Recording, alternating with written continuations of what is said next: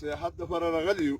موږ دا ټول ملګري په دې کې څه ملګري د ټل دي او څه د فرمي جلسې دي او دا ډېر خوندور ځای دی. دا مثال د مري او د کاغان د حق د برابر ځای دی. موږ مخکې د حکومت بلانه او د خپل د څومره لوی غټ اهل کار دي هغوی نه زموږ دا اپیل دی چې دې لپاره زموږ ته د روډ بندوبست او د سیاحت د څومره سیاحتي مکتبونه دي هغوی دلته توجه مرکوز د دا ځای جوړ کړي. والسلام. دلته موږ راغلي یو سید کرم نه دغه روډ راغلی دی جبهې ته.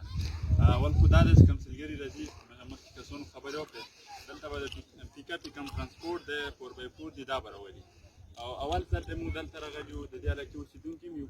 هغه وجه دا دی چې دلته روډ نشته نظام دی ترانسپورټ کم نظام دی هغه صحیح نه و. اوس فلحال دلته کچا روډ راغلی دی او دلته تاسو په بیکګراونډ کې لیدای شئ مختلف علاقونه خلک راغلي دي. دغه روډ مشکلات شته دي تکلیف شته دی روډ کچا دی به دا افاس لرو دغه علاقې کې چې د کوم روډ دی دا د پوک شي او دلته به نورې هم موقع میلاو شي د کوم د فرمې خلک دي د لاندې علاقو خلک دي هغه په اسانۍ دلته ځای شي او د دې ښکلا حکومت دی هغه تاسو ټولو ته واضحه دی. تاسو ویډیو کې هم کتلی شو تاسو سره به موږ شیر کوو انشاءالله او تاسو ټول ته خواست دی چې د دې علاقې ضرور بسم الله الرحمن الرحیم. زمانه ما عزت الله چمګني دی د سید کرم اوسېدونکي هم نن مو دلته راغلي یو جبهې علاقې ته. دا قدرتي حسن نه مالامال دی.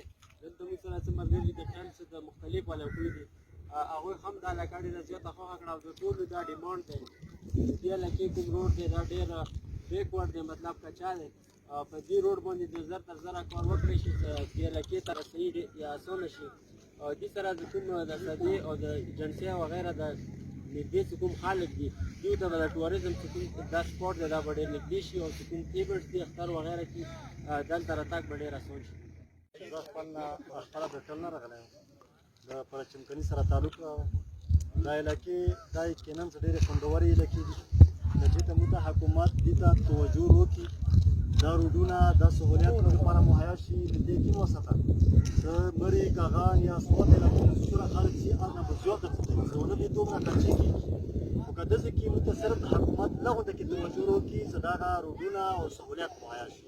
زه خپلو مشرانو نه زموږ افسران دي یو کوم انتظامیه دی هغوی ته دا اپیل کوم چې موږ دغې علاقې ته لږه توجه وکړو.